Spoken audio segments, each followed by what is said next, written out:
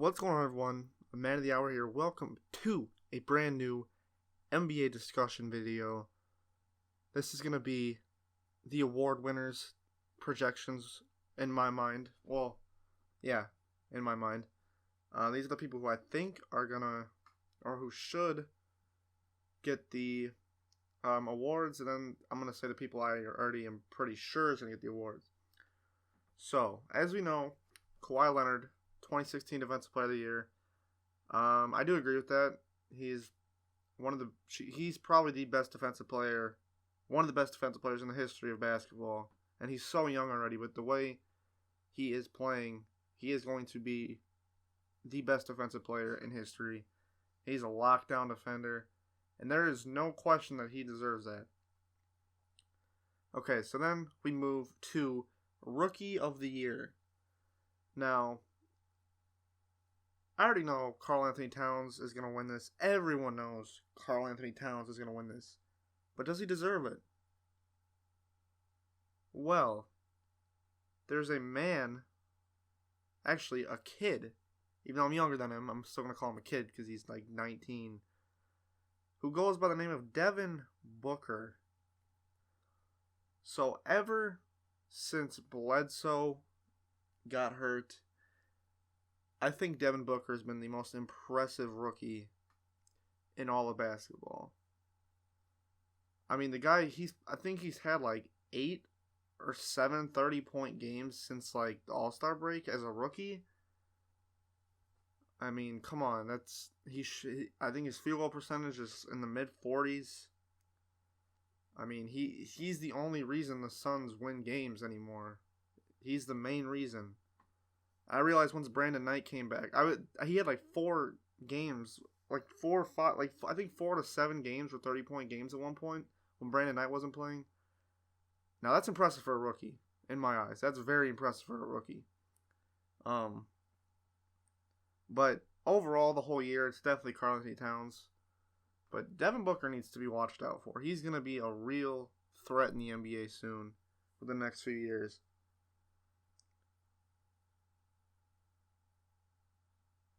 Okay, so now we go 6th Man of the Year. Now, this one is interesting. I'm kind of, I don't want to be biased, but Jamal Crawford, I mean, he's one of the best 6 men ever played the game. But then, Enes Kanter's another one that comes to mind. And those two are the ones that really stick out to me. I guess maybe Dennis Schroeder's another one. Between those are my top 3 that I can think of. Now, not being biased, the person I think is gonna win the 6th Man of the Year, I think Jamal Crawford will. He's having an extremely good year. Coming off the bench, especially with Blake Griffin gone, he's stepped up a lot. I think his minutes increased off the bench as well. But yeah, he definitely is a big factor of the team. But in all honesty, I don't know if he deserves it. I'm a huge Dennis Schroeder fan in this award. Dennis Schroeder has almost averaged better numbers than Jeff Teague, and he's off the bench. I mean, he puts like 14 points and 5 assists or like 3 rebounds a game off the bench. It's something like, I don't think it's 4. Maybe it's like 12 or 11. It's something like that. But they're good numbers for off the bench. I mean, honestly, I really think Dennis Schroeder deserves it. I think Jamal Crawford is gonna win, but I think Dennis Schroeder deserves it. Next, we move on to 2015 Most Improved Player of the Year. As we know, last year, Jimmy Butler, no doubt about that. This year's tough. This year's really tough.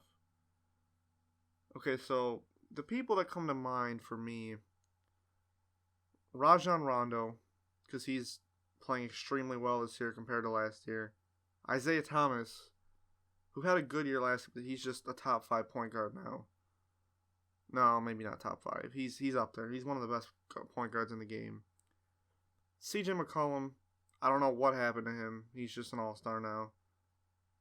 He's so good. And then, those are the 3 that really stick out to me. I don't know if you could say Paul George. I don't think Paul George can count for it, right? I don't know. I don't think he can. Zach LaVine honestly might have a shot at it. Now that I think of it, Zach LaVine, I don't know if, I'm sorry, there's a motorcycle. I don't know if you guys heard that. Anyway, yeah, Zach LaVine, he stepped up as a starter, and honestly, since he's been a starter, the Timberwolves have played a lot better. So he has a shot, but honestly, this is kind of a no-brainer. CJ McCollum's going to win it. I mean, the Trailblazers were supposed to be like the worst team in the NBA, and what are they, the 5th seed? Not saying it's solely CJ McCollum, but he is a gigantic reason why they're still a team that is really good. And they might give the Clippers, no, I think the Clippers should do fine against them. I'm not too worried about that. So yeah, I think this one's going to have to go to CJ McCollum. The only other person that'd be close would probably be possibly Isaiah Thomas. I don't know. It's going to be CJ McCollum. We already know. There's no debating it. Coach of the Year. I don't think Steve Kerr could get it. I don't think he should get it, I should say. I mean, he wasn't there for the first long time, like the first half of the season. So it proves that they were doing it without him. But in a way, he also deserves it because he holds the best record of all time in a season. He's the coach of that team. And there's really no other super impressive coaches. Maybe Brad Stevens, the Celtics coach, possibly. Greg Popovich could definitely do it. It's between those 3 in my mind, but I think Steve Kerr's gonna win it just because the Warriors are historical and he's the coach of that team. So they're probably gonna get it. Which is I don't have a problem with that. I just feel possibly Greg Popovich deserves it probably a second. I think he deserves it more. But it's gonna be Steve Kerr, I'm pretty sure. But we'll see what happens. Okay, 2015 Finals MVP. Now, I know this is a prediction. I'm going on a stretch here. So, actually, I don't know. The Rockets are playing right now against the Warriors. I don't know who's winning. I'm going to say Finals MVP. Who's going to make the Finals? Honestly, I feel it's going to be either. I don't think Cleveland's doing it. I think it's going to be either the Celtics or the Raptors. That, in my mind, one of those 2 teams.